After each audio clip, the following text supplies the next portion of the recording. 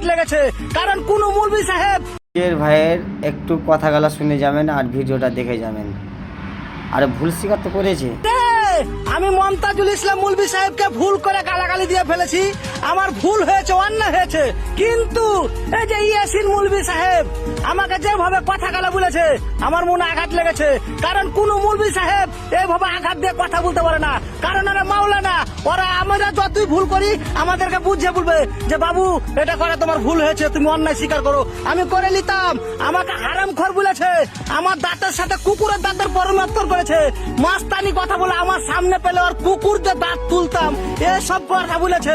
কিন্তু একটা মাওলানাকে এরকম কথা বলা মানায়নি, কারণ আমি যদি ভুল করি আমাকে বুঝিয়ে বলবে যে তুই অন্যায় করেছিস, আমি কান ধরে উঠা বসা করবো, আমাকে ছুপ চাটতে বললাম ছুপ চাটবো, আমাকে যা শাস্তি দিবে মেনে ফেলবো।